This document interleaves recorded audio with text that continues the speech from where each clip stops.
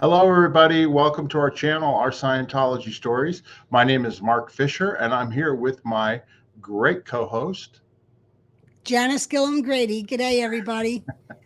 Good day. So I got my good today- day. I got my good day Oh, sweatshirt on. Good day, mates. good. I've got my Freewinds on because we're doing another episode on the Freewinds. That's And right. we're doing a continuation with Scott and Karry Campbell, who have been absolutely wonderful in all our earlier interviews, and they're going to be good again. Absolutely. Here they are. Here's Scott and Karry Campbell. How you doing, guys? Hi. Hello. You guys look color coordinated there. Yeah. Yeah. Yeah, this is my heading towards Christmas Hawaiian shirt here. There you go. Okay. I didn't wear a Hawaiian shirt today because, as I mentioned before we went on the air, it's freezing cold here in Las Vegas for us, which it's not. It's not in the Upper Peninsula of Michigan, but it is cold here. But anyway, so I'm wearing from my merchandise shop, our Good Day Mates hoodie. So Oh, there you go.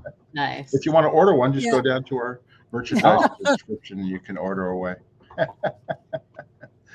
Anyway, go ahead, Janis. How do we want to start? Should I just start pulling up the photos and we'll talk about? Yeah, let's start with the photos with the Freewinds in Curacao. And Okay. I've now left the Freewinds, at the end of the maiden voyage, I got 24 hours off, so I took it actually in Aruba, and Jenny DeVock, Jenny Linson, and myself and her mother, Lil Linson, or Barbara, she came with us, and we had so much fun. We rented a speedboat off the beach, and we'd speedboating around. And I actually had a thought then when we were in Aruba. I was like, if I ever left the Sea Org, I wouldn't mind having a shack on the beach and rent out motorboats. Absolutely. Let's do it. I'm ready to go right now.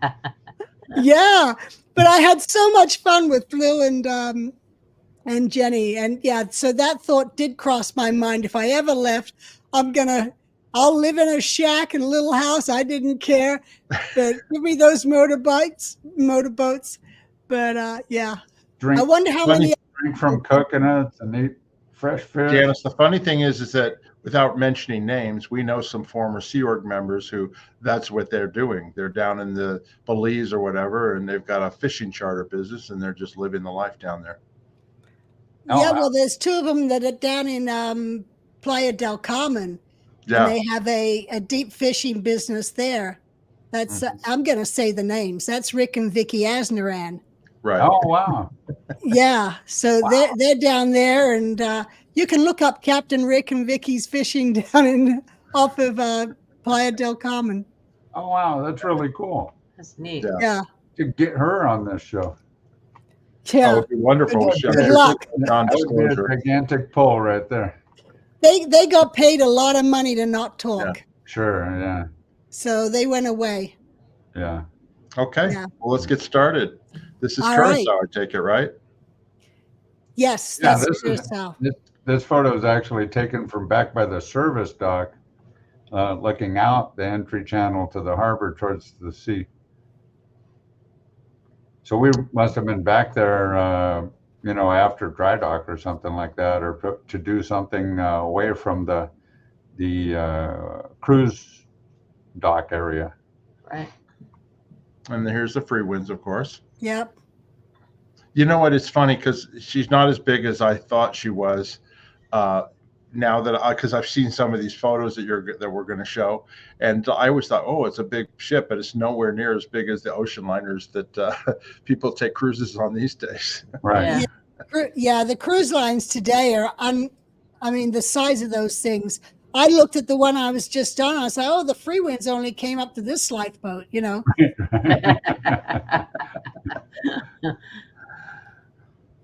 What's this, Janis? Now, this is a SO1 letter to Scott. Yeah. And Explain SO1. Explain SO1 that people won't know what that is. That's standing order number 1, which meant basically, LRH explained it, that any letter sent to him was personally seen and answered by him. And Scott, I'd hate to break it to you, but He was gone, but he was off the line by that time. way off the line by that time. This was done by a regular Sea Org member who was posted in SO1, who would just answer all those letters. It was still a nice response, though. Oh, it's a very nice I like response. the They response. definitely, yeah. What's the year? What's the year on it? A couple of Nine- those, you know. January 1986. Yeah, so He it was died January 17th, died. 1986. So this would have been 6 days before he died. right. Yeah, Well, I'm you know, actually he was a wondering trooper. if you did any letters. Oh no, I'm not going there. And to the very end. You know, you were the one that inspired him to be like that, Janis. Inspired who? Ella Range. In his Oh, to be like this nice in an SO1 letter? Yes. Yeah. Yeah. I'm sorry. I'm too old. I can't even read it. So I don't know what it even says. Well, it says, hello, thank you for the good news that you've completed product 1. Yes. And I'm very pleased about your continuing on to the purification rundown. I'd like to hear about the results you get from this action. Congratulations on the post you've been assigned to on the ship. Love, Ron. Yeah. Got it. Well, he probably didn't even know the ship existed. Yeah. Yeah. Right. Yeah. Yeah. Right. I think that was a Pat Broker and a David Miscavige. You know, the attorneys suggested we do this because then we can keep the money offshore and not bring it into the U.S. as we set up the IAS, the International Association of Scientologists. So yeah, he probably didn't even know that the ship existed. That's true. Yeah, I bet you. And there's young Karry on the right. Yeah. Were you the KTL supervisor in this picture? This is the Key to Life LOC's team for the ship. We basically were at ITO at that time, and those are the uniforms that were at PAC. And basically, you know, I think most of us were finished with our courses, and we were helping to supervise and get other teams from all different orgs through, because it was like each org had to send their team of people to get through Key to Life and LOC. And then as a group, we were all fired back to our individual orgs. Okay. Yeah. Yeah, and that was Janis. because the release of KTL and LLC was on the maiden voyage anniversary. Okay. Now, Yeah. Janis, do you want to explain Key to Life and LOC or LOC is Life Orientation Course? I can do it if you like. You go ahead. Okay, so basically, L. Ron Hubbard or somebody, he did an evaluation called World Out of Comm, World Out of Communication. And this was based off of the staff that he was dealing with at W in La Quinta, right? He couldn't get them to get films and get other things done. And he basically decided that, and you may know more about this than I do, Janis, but basically he did an evaluation. It was actually printed up, and it was about that the world has gone out of communication. And so the Key to Life was a course that he put together and was actually put together for him, but he had the idea on it where you basically look up small and common words and you have to word clear them. Every small and common word, okay, like a and the and that and which, right? And then you did a grammar, a full grammar course after that. And after that was done, you were a graduate of the Key to Life, and you got a little pin with like it was a key. Well, she's got one. She's got one on right there in that picture in the front. Exactly. And it was basically thought to be something that we could get Scientology could get the staff through, and that they would become more productive and more effective. Now, Life Orientation course was supposed to follow that, and I never did that course. I did do the Key to Life course on the pilot that they did. I was sent out to California to do it, and I did that course, and it was fabulous. I mean, who can't learn from looking up the definitions of small and common words, using them in sentences, doing the different drills that you had. And then same thing with the grammar book. learning grammar, and it was done really simple, like really simple. And so with picture books, literally there were picture books that you went through with stick figures when we did it. And then later, right after we left, they released the course where they had actually animated photographs or animated pictures done by Disney animators to do that. So anyway, if I left something out, Janis, go ahead. Well, wasn't there a lot of clay demos or something as part of that? Was. Yeah. There was. The clay demos. I can explain that pretty quickly. Okay, go ahead. The clay demos were what they call clay table processing. And normally you would make a clay demonstration to represent a concept, right? Well, this was make a clay representation to answer a question or to illustrate the execution of a command that an auditor gave you. So your twin would be the auditor and you'd be the PC. And essentially what that was it was about problems processing, and the end phenomena of it, which I won't give away, was to basically get the person into a state where they could think in concepts, could understand things conceptually, and it worked like magic. Yeah. Only after I did that course, I became like a sponge for information. I could just absorb stuff and understand it that I never had been able to understand prior to that, Yeah, and it was done. These were all things that Hubbard developed at W. Superpower was part of that too, and all this stuff had to be put together after he passed away and was gone. Well, Key to Life wasn't. Key to Life, he was still alive when they were doing that and putting it together. And then I would take it, Karry, you were part of the team, because the way it had to be delivered was you could not deliver or be a supervisor on Key to Life unless you had done Key to Life yourself. Am I right, Karry? Totally correct. Yes, you couldn't be part of the team because if you didn't do it, because you couldn't understand, what the person was having the difficulty in, so like you had a correction person, and there's a whole bunch of different people that were involved, and you really had to understand, okay, what to look for in different parts of the course, both courses, because you knew where the pitfalls were, because it's just everybody had to go through it. It was just like, you went through a maze and there was a deep ditch there. Well, you knew you had to help them through the deep ditch, so. Right. Yeah. And I remember doing it, and was it the New World Corps? Is that what it was called? The people that delivered it? It was an organization that was set up called the New World Corps. Right. And I would take it that, Karry, you were part of that.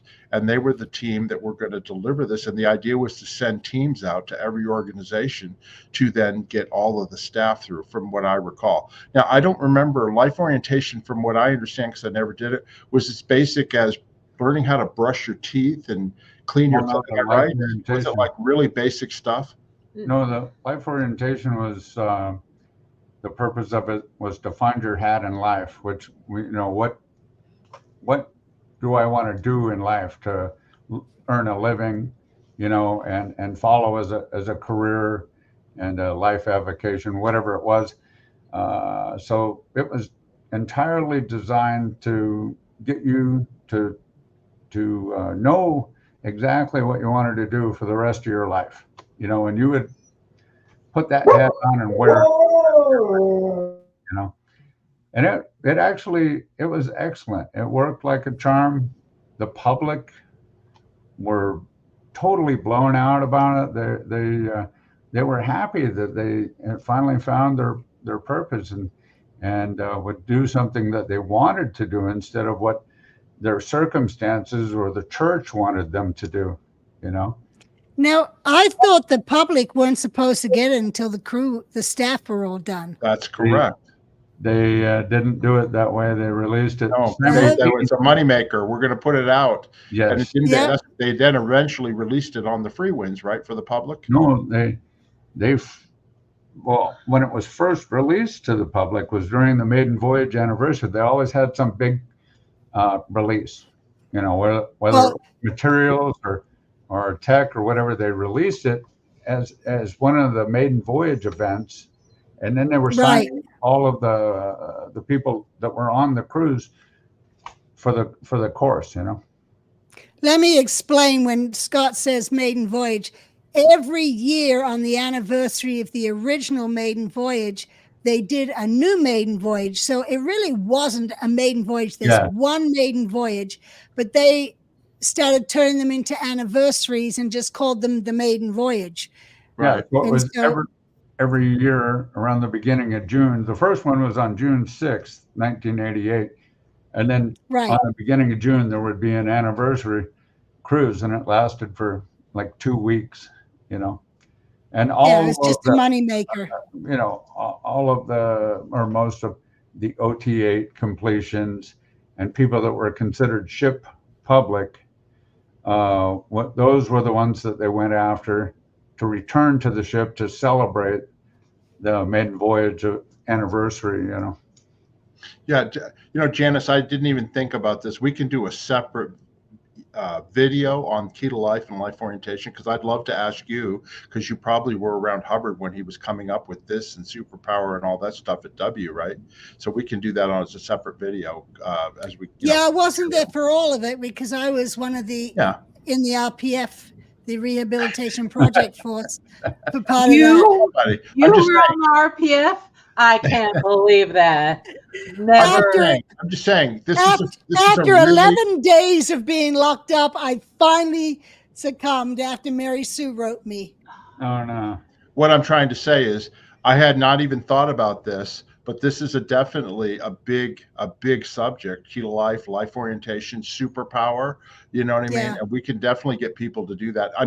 I hadn't even thought about this. You know what I mean? Because I did do these things, the running program and all that, and we should definitely cover that at another time. Sure. But for the purposes of this video on the Freewinds, Karry was trained to be part of that, right? Yes.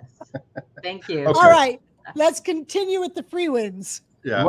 You want to hear? Let's hear one fun thing regarding the key to life, right?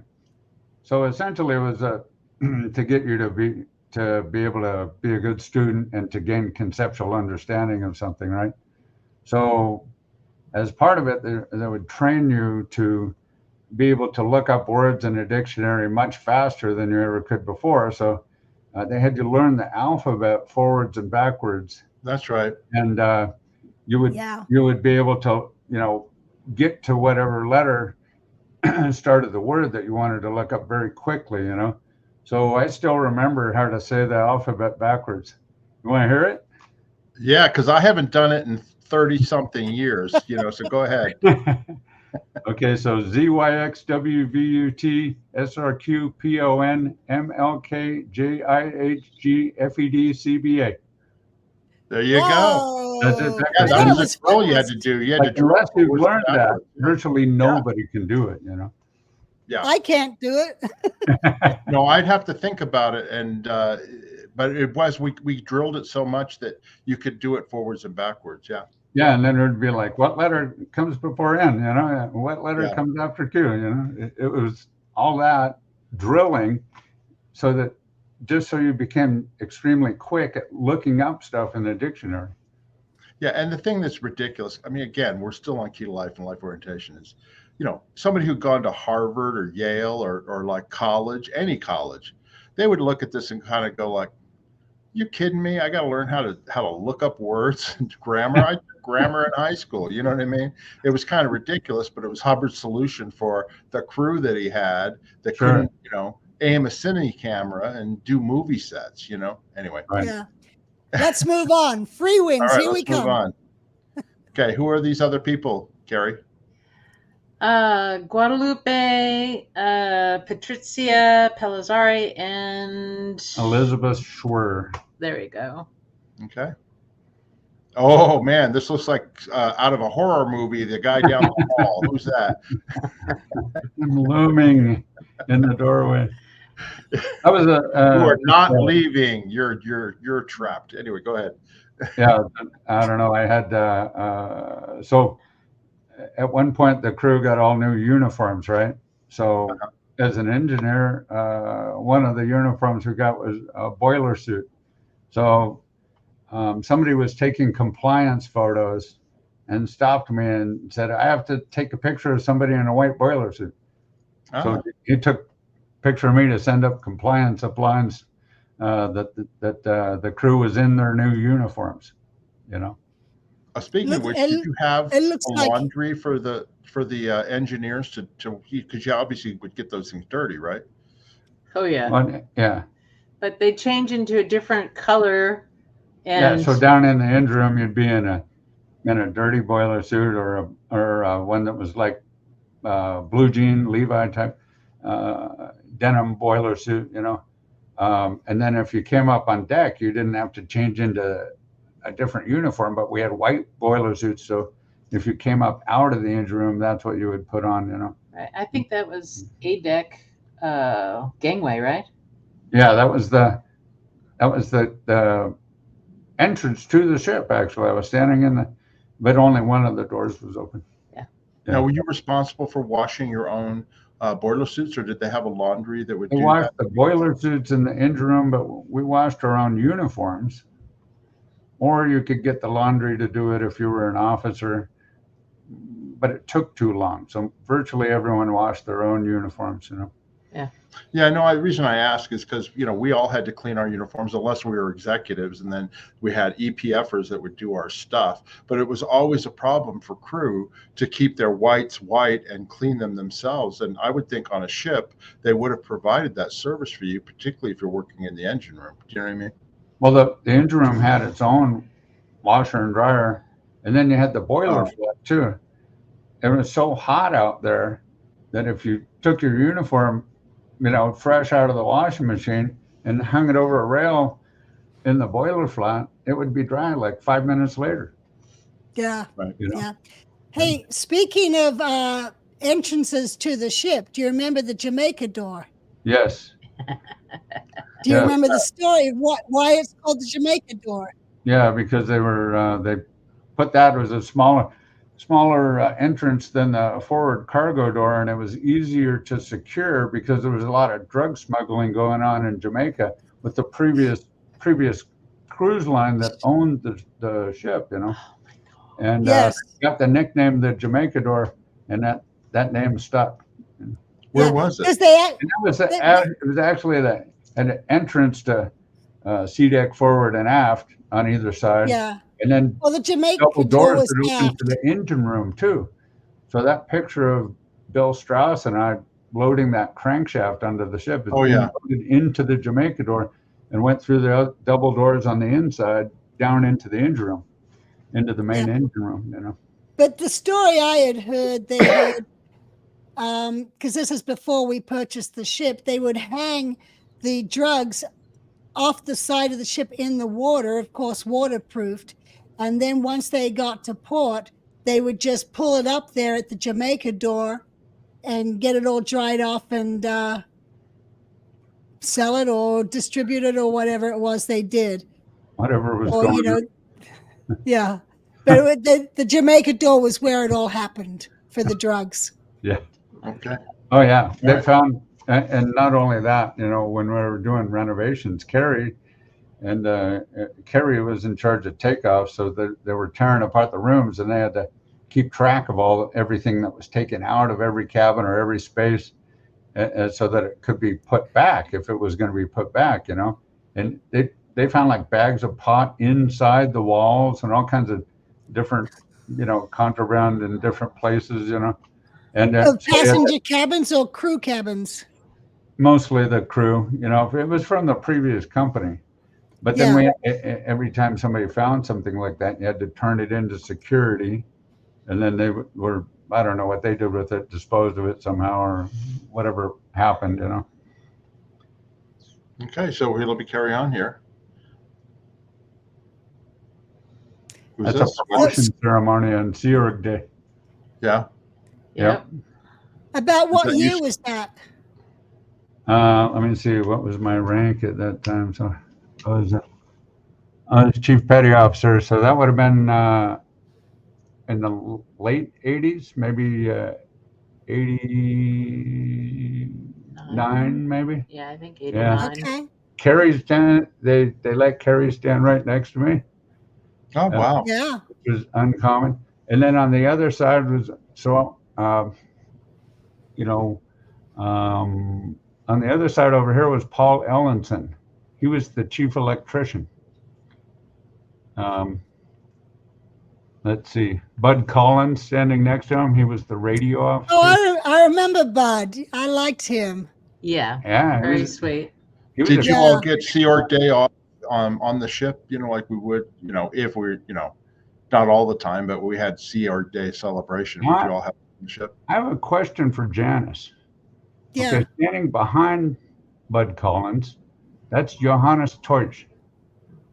Was he Okay. somehow related to? Doesn't Mike Rinder have a Teutsch name in his family? Taryn, his daughter Taryn is married. Her last name is the same Deutsch. spelling. So that was Johannes. I don't know if he was any relation to that whole thing. I have no idea. Johannes would have been around the same age as Mike, you know. Yeah. So I don't know. It's got to have been. If it was, it's got to have been the next generation. Right. Yeah. That could have been. Yeah, like one of his relations married her or something. Yeah. Something like that. I don't know, but that's the same level. Yeah.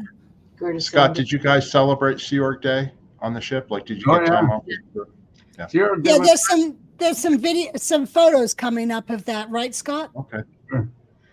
There's Captain Napier talking about that. This is. Oh no, you know what this is? This is We have when they a ship, announced the Freewinds. Freewinds at flag. Actually, yeah, that's early. That's right in the beginning. And so that's the stage in the flag auditorium. And none of Oh, okay. the Freewinds, as far as None, I. yeah, almost zero of the people over there went to the ship. They were just props. No, I mean, but they were on the ship project. They were recruited, but they got vetted out by the RTC mission. You know, I don't recognize any of the faces. By the guy right next to the podium here in the front with the mustache, that's a guy named Randy Gibson, and that is the guy that stole me from ASHO and put me on the ship project. I stand corrected. But by the time I got to to the Clearwater, I don't recognize any of those people there. Not one person, which is kind of sad, you know, because I'm sure that they were so excited that they were going to go on the Freewinds, and yeah. Well, there were about I think it was initially like 125 people, right? So out of a total of about 450 people, that's how many initially made it to the ship. You know, when we first got down there and we first started doing the renos and first started forming the orgs and stuff, you know. Sorry. Who's that? Oh, look handsome at man? that. So that's me and Jenny Alpers, who was the CEO of CMO ship. And I had just gotten promoted to midshipman. So I had my petty officer, chief petty officer insignia on my arm, but an officer's hat. So that's how they do it. You know, when you get promoted, they put the hat on you, and then next you get the uniform to go with it. You know, with the shoulder board and everything. And that's just a picture of the bridge. I think that's a postcard. You know what it is? That is the previous owners. Oh. La Boheme. It's a promo piece for their. Yeah, because I was like, I don't recognize any of those people. No. Right. This is before the renovations of the bridge happened too. This was like right before we got it, probably. Yeah. Oh. This was Joanne and Jamie Christensen's suite, and they had us come up to celebrate some, I think it was like a birthday party or something like that. I'm on the floor over there right like in the middle almost. And Scott is actually far over to the right in the boiler suit. Now, are these public people? Who are these people? Are they down in public the people? room. She goes, "Come out to this party. They want to meet you." Or, well, actually, I knew it. They want to see you. You know. Are these public people that we're talking about? Okay. Yeah. Oh yeah. There's Izzy Chait and his wife Enid. What was her name? What was Izzy Chait's wife? I don't know. I talked to him so much. And there's Joanne Christensen in the back. Oh yeah. Joking around with me. Yes. Oh yeah, this is part of Karry's team. Okay, so and who is that? A public? Yeah, that's a public. Jill. Oh geez. Anyway, Jill. She's long gone, I'm sure. Yeah. So that's Karry, and then to Karry's left is Patricia, the public, and then Patricia Pellizzari, and then Judith Fraser, then Gary Weber. Yes. And then Scott Kimball. Gary Weber, his family used to rent the house at the top of the street where I lived in Laguna Beach every summer. So we tangentially knew each other. He's older than me. From when I was a little kid. And I wound up on this ship out in the middle of nowhere with him. Wow. Small world. La Palma Blanca. Yeah, that's the white piano bar called La Paloma Blanca, which means the white dove.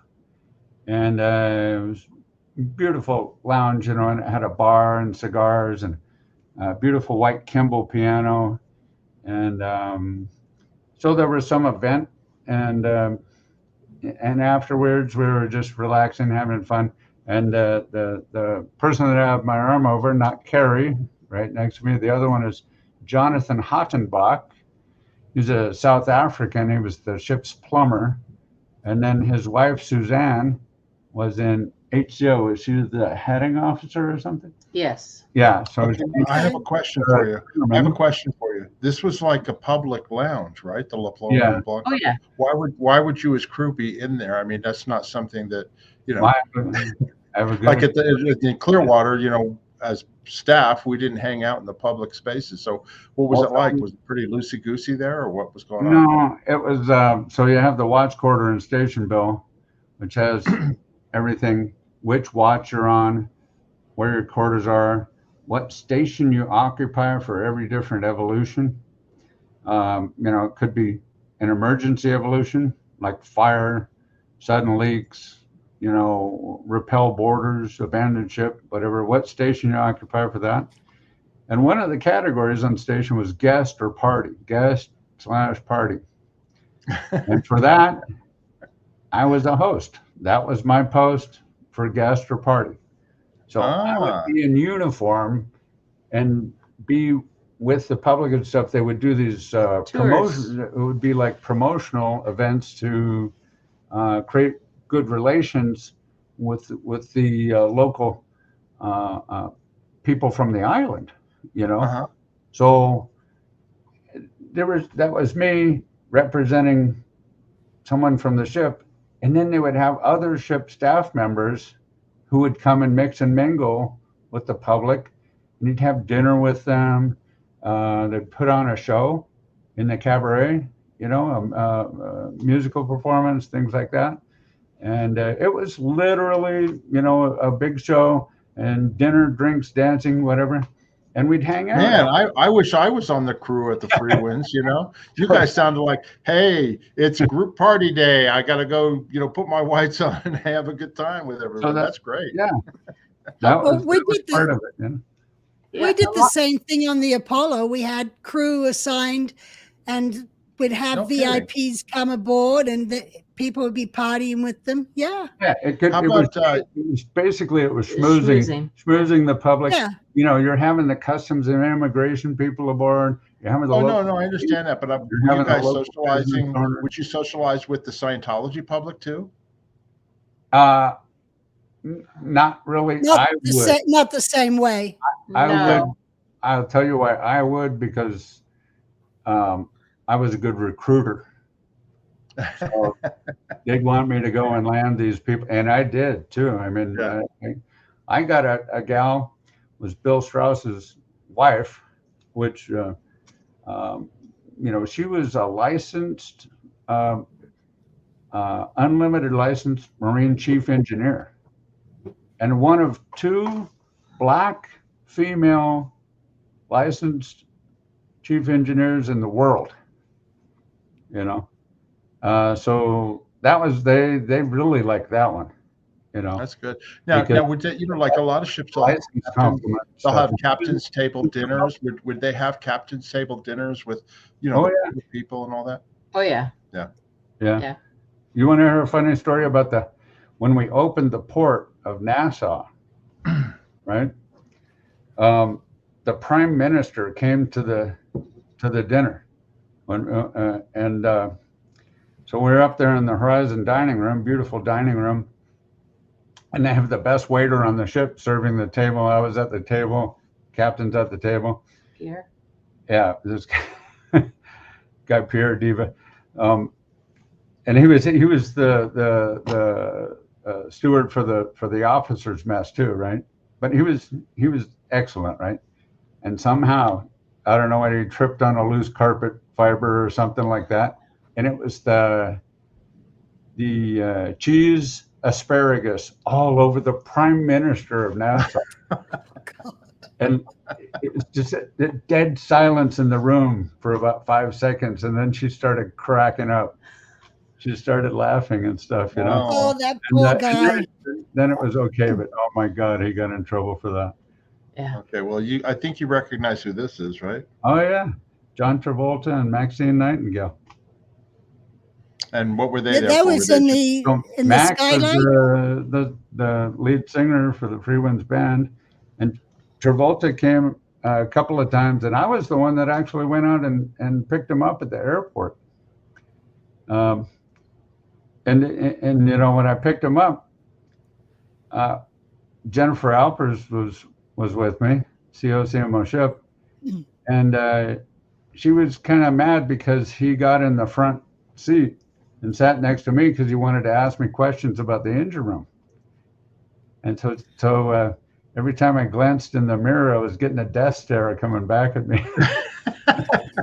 Because Jennifer had to sit in the back while John was in the front with Scott.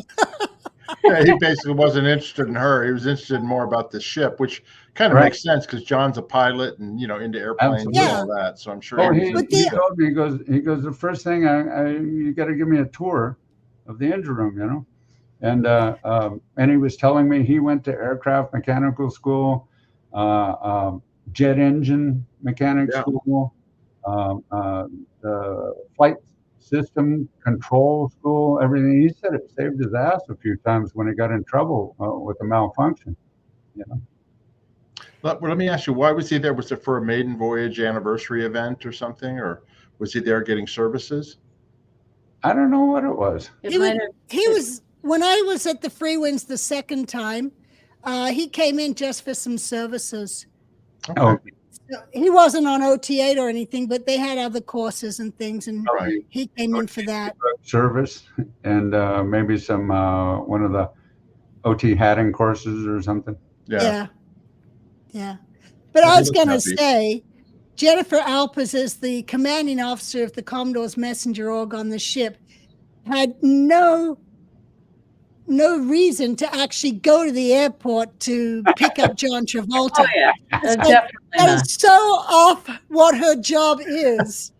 She had me go with her one time in St. Martin to pick out a dress for the IAS ball because she didn't trust her husband's taste in women's clothing.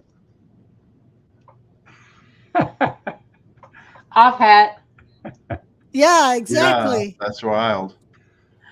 Speaking of which, did you ever have to pick up like David Miscavige or any of the the Oh yeah, senior Every- executives, pick 'em up at the international? airport. One time I got lost bringing them back to the ship. It's like This is a detour. It's like Miscavige and Yeager were in the back, and then they had Jeff Porter sitting in the passenger seat. No GPS. He'd always come No. with security with them or whatever. And That reminds me. on the way back, and I said, and they were all freaked out, and I was like, let me get to a little bit higher point so we can look around. And we did, and there's the ship over there, and then I figured out how to get back to it. But it was it was one of the West Indies islands, and I'm driving on the left side of the road, and so it was easy to get lost. But they'd always have. Having never been to the ship and down to Curacao, how did people fly to get to Curacao? Did they fly to Miami and then down, or how did that work, Janis or Scott? I think there were different airports that flew directly to main Caribbean islands that had big airports, and then there were other short hop flights and stuff. So say for example, you left on a smaller island that didn't have any international routes. They'd fly you to an island that had international routes, and then you'd go back to wherever you came from there. I take it Curacao did have a big airport or whatever, right? And Aruba too. Aruba also, direct flights to the U.S. Yeah. There's me, the chief. Charlie Rush? Joking. Wacko took that picture, and I was getting ready to go on a diving excursion with the int execs, with David Miscavige and Yeager and Gillham and Mike Rinder and everything. And so I was like their host when they would come to the ship for maiden voyage anniversary. I would host them on their leisure activities, like David became very enamored of scuba diving, so there was a lot of that, and then some other stuff like maybe skeet shooting or hitting golf balls or something like that. But they didn't really want to do that because they could do that at the int base. So it was a lot of scuba diving. Every port almost there would be a huge diving excursion for them, Which apparently was always paid for by the IAS. Right. Donations from the wealthy Scientologists or donations from people charging it to their credit card. Absolutely. That was Miscavige's cash cow was the IAS for sure. Yes. Okay, what's this? That looks like the Fort Harrison. That is the pool at the Fort Harrison. We're out there playing some kind of game with a ball. I forget what it was, but we were kind of wild and like pirates the whole time. Was that the Fort Harrison or the Sandcastle? Could be the Sandcastle. Yeah, it's the Sandcastle. It's not it's the Sandcastle. Yeah, it's the Sandcastle. Yeah, the Fort Harrison's pool is shaped differently. So you're right, Karry. Over there, and I have my thumb pointed at me like, throw it to me. It was like a version of water polo, and whoever had the ball. We never got to go in the pool at the int base, right, Janis? Yeah, that's another subject for another time. I know. So that was actually before we got the ship, and we were just. I think we were encouraged to be the way we were because it was working, Yeah. Nobody was arguing. On the beach somewhere.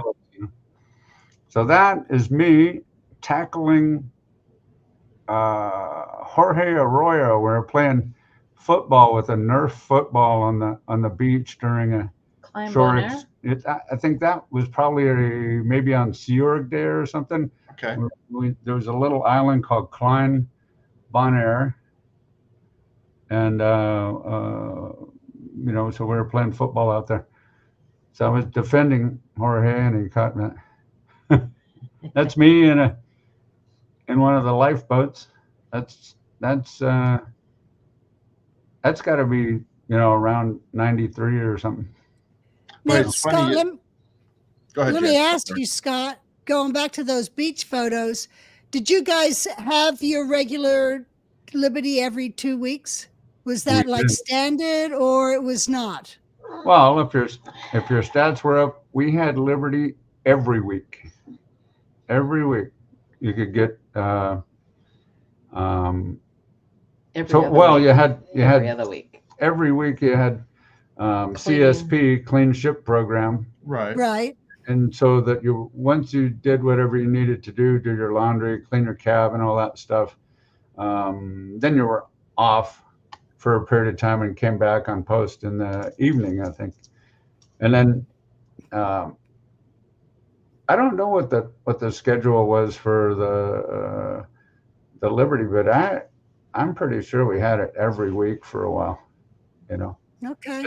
I think they differentiated between the Freewind Ship org and the flagship service org because our stats we had it under control and our stats were good Yeah. all the time. And then the service org was up and down, so you could be,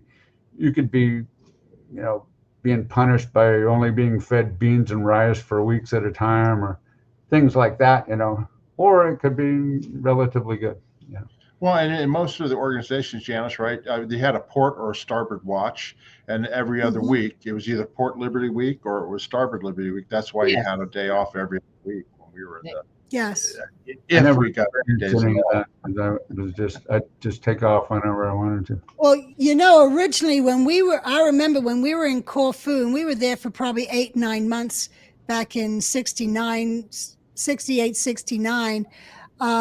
We had from noon Saturday off until 9 a.m. Monday. So it was nearly 48 hours of liberty. And then when we sailed from Corfu, we were moving every, so fast where we were going.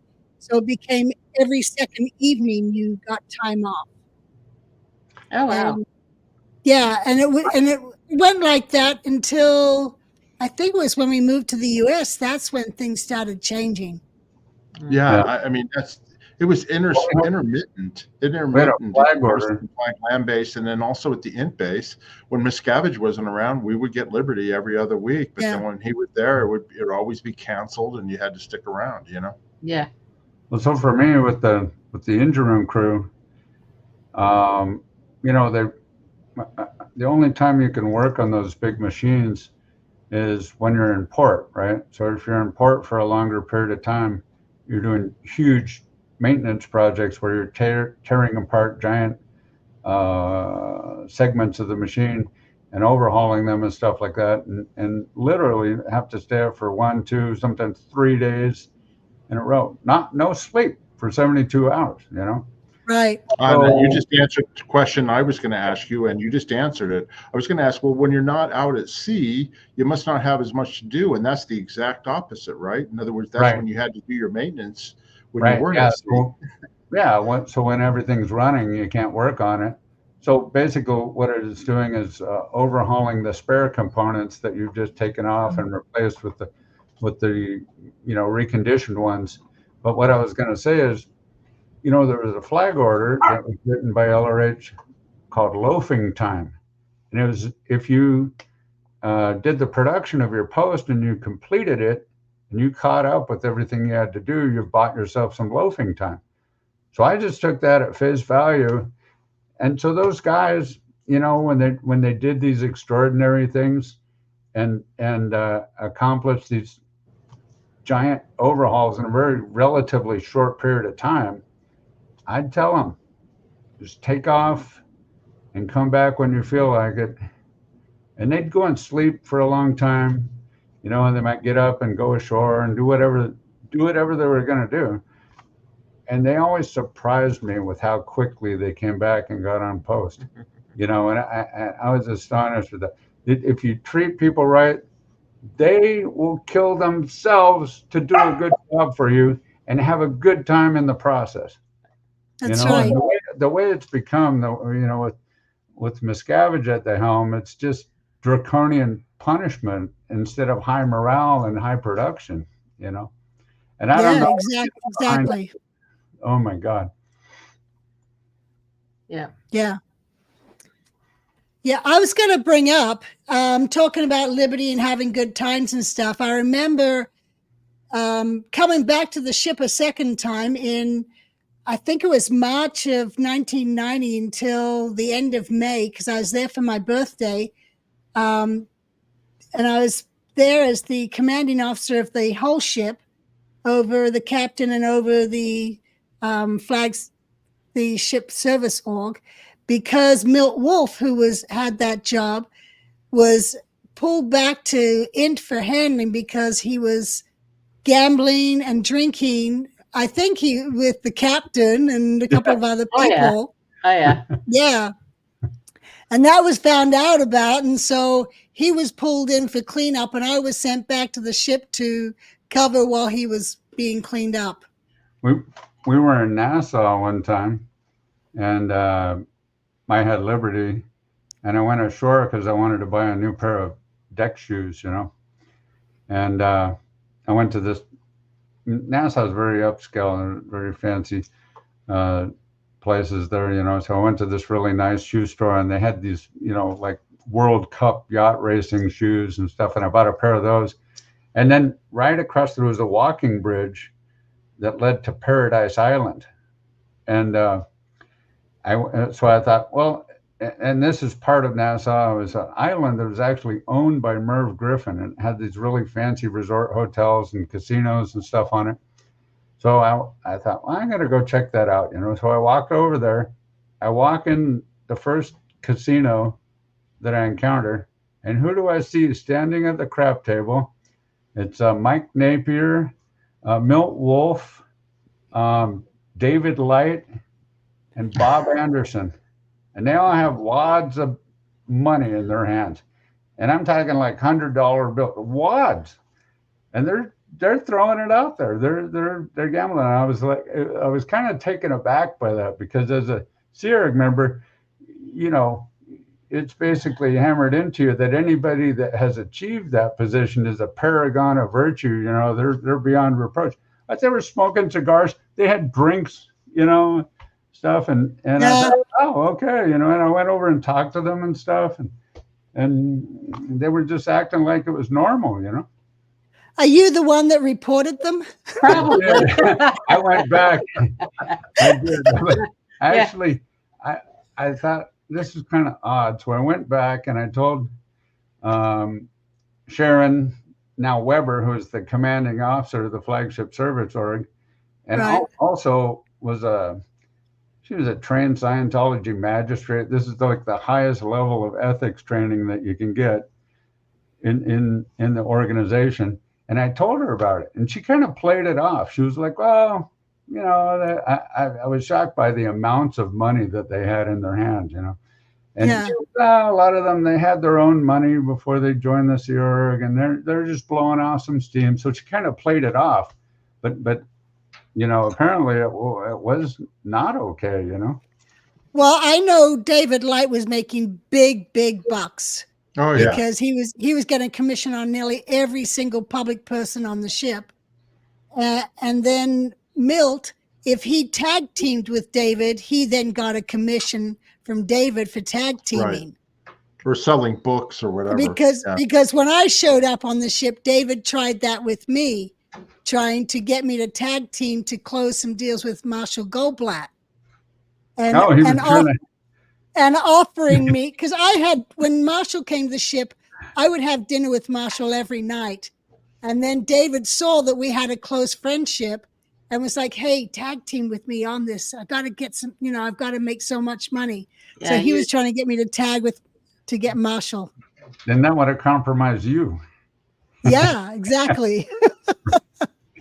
Yeah. Now, let me ask you a question. Was David Light was on the ship? Was Janet on there too? Yeah. Yes, Janet was the president of the IAS. No, I know she was. Did they have an office on the ship? Oh, yeah. So they had an office that there was on their the ship. headquarters. Huh? It was called the IAS Administrations Org, IASA, and that was literally the headquarters of the IAS. Yeah. And I think probably still to this day. Wouldn't you think?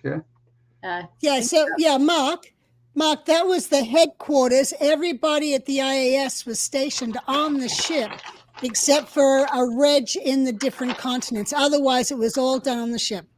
I see. Yeah.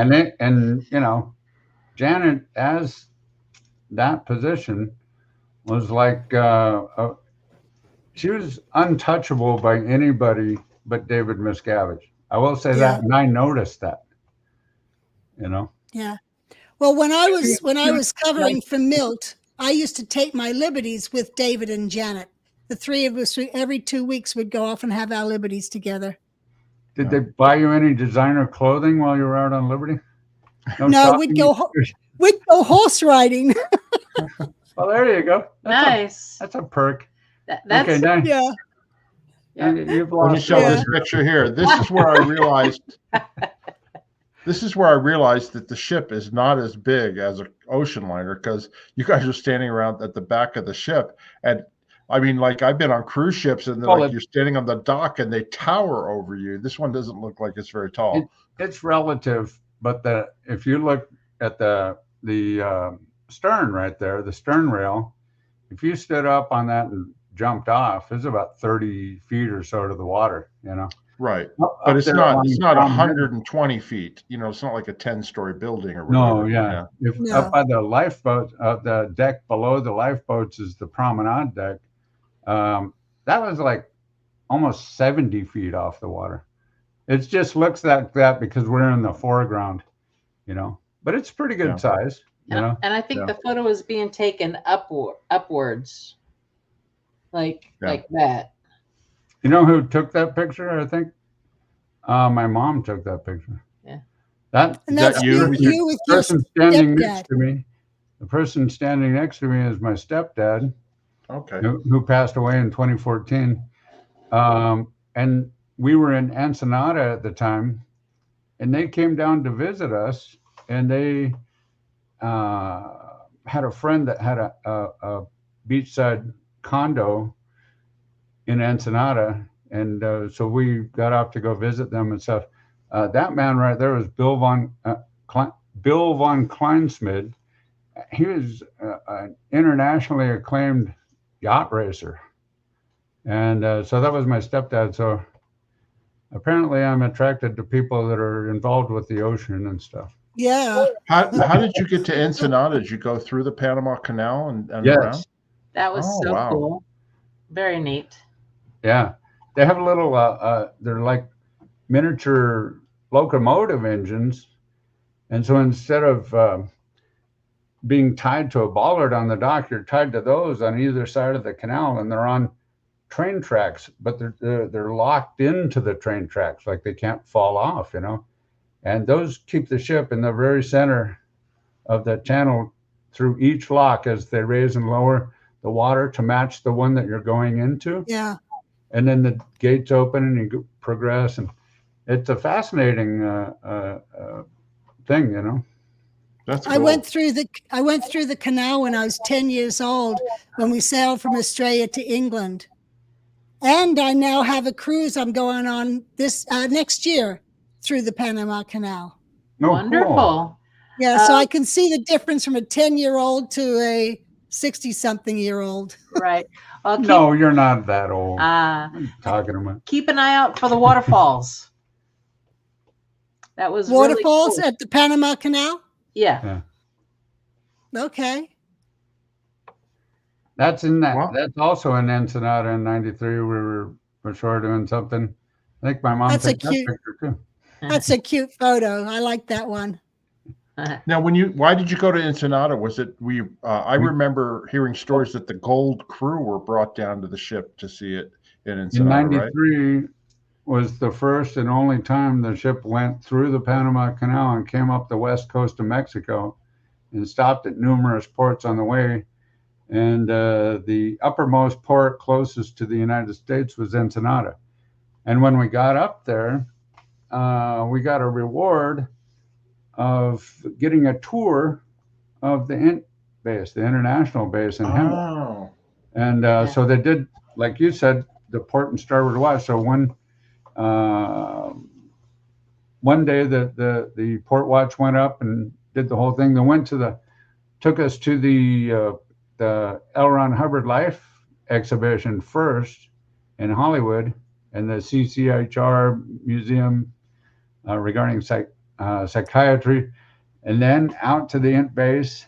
And what was it that they did? They kind of blacked out the windows on the run over there and stuff. And they blacked out all of the lights, and as we were passing, the lights got turned on so that you would only see right in front of the bus. You couldn't see out. Yeah, so you didn't know where you were. Couldn't tell how to get to the base.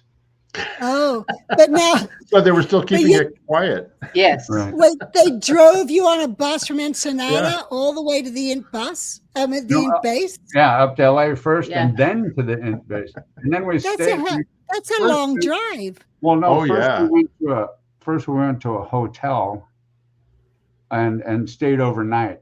And then the next day was the whole tour of the base and then back. And how many people? They did one watch one day and the other watch the next? Yeah. A couple hundred people, you know. Yeah. There's like, I think it was 3 buses. Yeah, it was a lot of people. Yeah. Wow, yeah. But they're still trying to pretend that nobody's to know where they exist. Yeah. They're like, we can't show you, so they're like, it's totally pitch black, and it's like all of a sudden light show, and then they go away, and then light show. Janice, I wonder if they're doing. Go ahead. I'm sorry. What's crazy about that is the reason the base was confidential was because Hubbard was there. Yeah. And then, the next location was confidential because Hubbard was there. But if Hubbard wasn't there, there's no reason to keep it confidential. I was just going to say, Janice, they're probably still doing it to this day.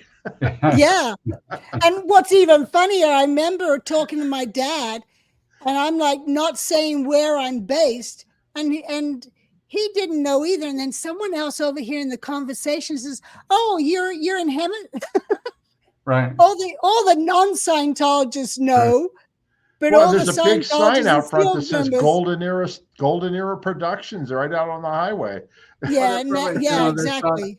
They thought that it added an air of exclusivity or a certain cachet or something. Mystique. A mystique, yeah. Yes. There you go. Yeah. So that was an unusual going to Ensenada, right? Because you basically were just Aruba, Bonaire, and Curacao, like in a triangle, right? I mean, the normal ports was Aruba, Bonaire, Curacao, and then they would go up to, the Bahamas.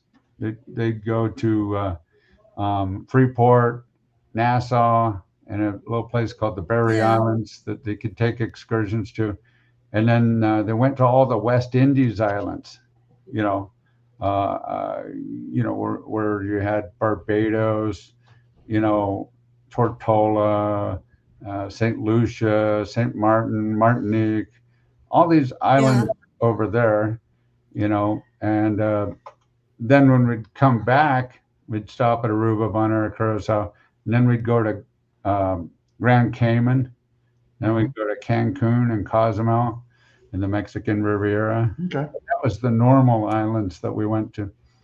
I remember it was like 35 ports altogether. After they included the ports on the west coast of Mexico, it added up to like 35 ports. Wow. I remember in 1990 when I was covering for Milt, getting in a big argument with Jenny Alpers, the CEO of CMO ship, because Jenny wanted to go to Mexico for the maiden voyage. I'm like, Jenny, you've got new people or you've got auditing going on. You can't spend 2 to 3 days at sea, and that's a rough crossing. It is. And she didn't care. And I'm like, you don't do that on a maiden voyage. That's crazy. And then Jenny just wouldn't get the idiocy of what she was saying. And then Janet was hearing us arguing. Janet Light comes over and is siding with me and say, yeah, we can't do that. People are going to be throwing up everywhere. It's even worse it's worse on the way back, because when you go to Cancun and Cozumel on the way there, you're against a head sea, so that the sea is hitting the bow and you got to take it on the quarter, and it's pretty rough. The ship is like a porpoise, basically. Oh yeah. And then on the way back, it's a following sea, and the ship's like an egg beater. It's going around. So you're looking at if you're looking aft, you're looking at the sky, you're looking at the sea. Yeah. People are out there throwing up, Oh yeah. And I knew how that ship moved because my office was in the forecastle.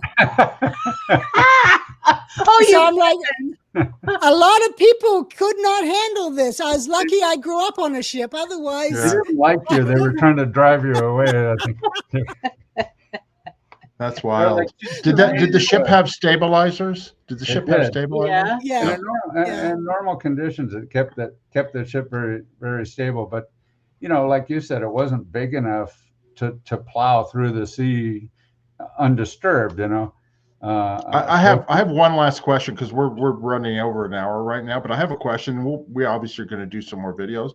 But did you ever have to it's hurricanes in the Caribbean all the time? Yeah. Did you ever have to avoid hurricanes? That's why we were traveling up and back down to avoid them. Yeah, you'd run away from them when the track of the hurricane was established. Then they would know which way to go to avoid it. Got it. Well, I remember one year. When we came back from the maiden voyage and we finally made it to Curacao, we had to go not to the cruise ship dock in the entry channel. We had to go to the back of the harbor to shelter because a hurricane came right across the harbor. And, it was fun. We withstood it. But, that was the only time I remember that a hurricane actually crossed the location of the ship. Okay. Well, we've reached the end of this video. We're going to have you back, of course, to do some more. But we appreciate you coming on, Scott and Karry, and telling stories about life on the Freewinds. I'd never been on the Freewinds, and it's quite something. It was an adventure. I agree. To say the least. Yeah. Anyway, so I appreciate that. I'm going to go ahead and do our little business here. So if you've enjoyed this video with Scott and Karry, please subscribe to our channel. Just click on that subscribe button. And also, if you would, rock slam the likes, as Janis likes to say. And, if you want to get notified on our other videos, just hit that notification button. And then if you have any questions or comments, just ask in the comments or question section down below. We check them all the time, and we'd be happy to answer them and take them up with Scott and Karry. At some point, we're going to do a live with them so our viewers can ask them questions as well.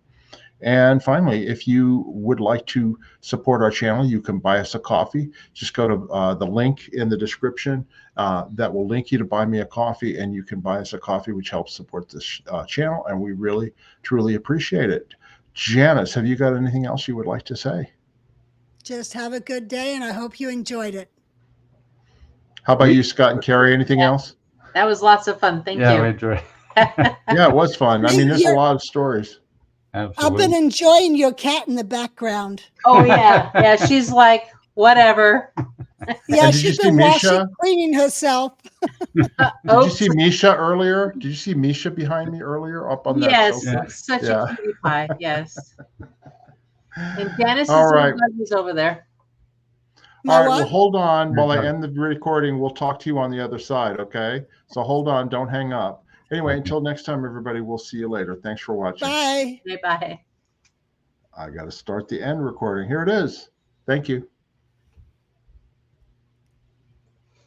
Yeah, we all had animals in our